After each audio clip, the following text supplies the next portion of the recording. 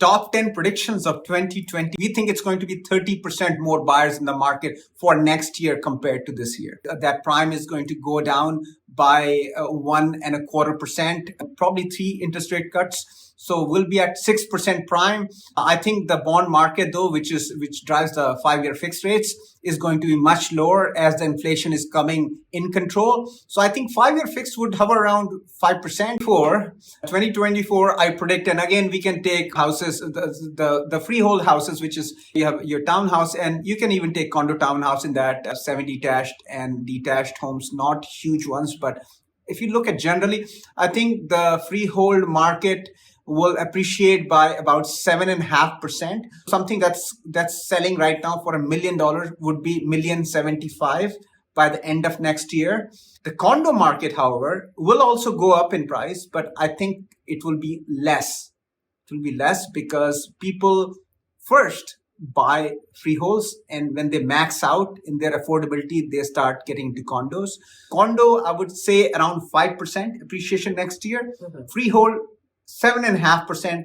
I feel that's conservative, but I will stick by that number, 7.5. Sorry, I'm not bullish on pre-construction, and the reason is look at the cost to build that condo. The cost is up. Just the material cost is up by 50% since 2020. Pre-COVID, 50% is high. The skilled worker, we have a shortage of skilled worker, construction workers, right?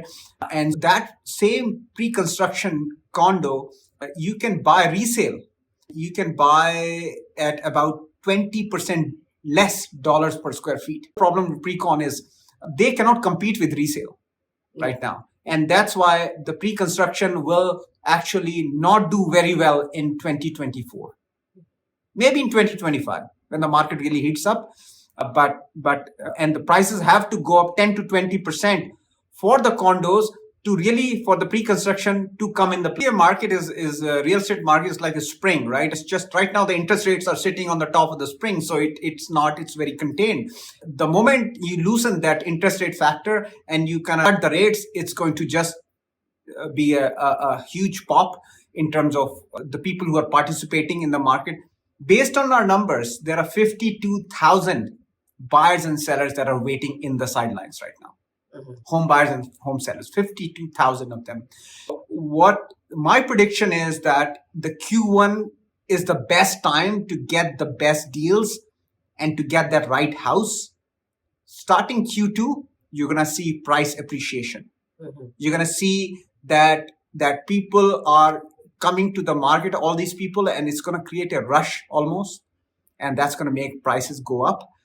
Q1 2024, in my view, is the narrow window of time for people who are on the sidelines. If they have the courage and if they believe in long-term real estate, they're not buying for 1 or 2 years, they're buying for 5, 10, 15 years.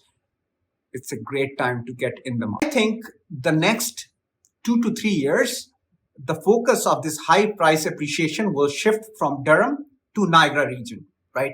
Starting from Grimsby, Beamsville, St. Catharines, Welland, Niagara Falls, we're going to see much more activity there and much more price appreciation. To really make housing affordable to people in the greater Toronto and the surrounding areas, we need to address supply. Supply is the core, and that's the problem, right? Supply, nobody focused really at the supply for the last 10 years, and that's what we are seeing, the mess that we are in right now.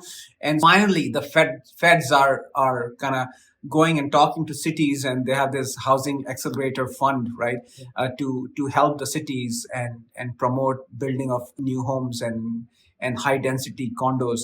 I think in the next 10 years, and you will see a lot more announcements come next year, they will announce almost 250,000 new units to be built in collaboration with the cities. Compare the price appreciation of properties in 25 different cities of the GTA, which is within 1 hour driving distance.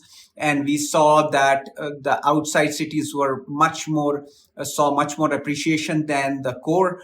And we feel that trend will continue in the future as we have moved from really go to work for 5 days a week to go to no work during COVID time to now something like a hybrid model, but it's still going to be in that direction, and we will see more appreciation in the periphery than the core GDP. Right now in Ontario, the unemployment rate is around 6.1%.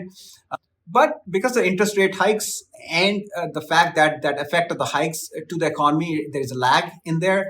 Right now from 6.1, I think it's going to be around 6.5% would be the max unemployment. We're going to see some job losses, but not to the tune of something that's going to be huge in affecting the real estate market.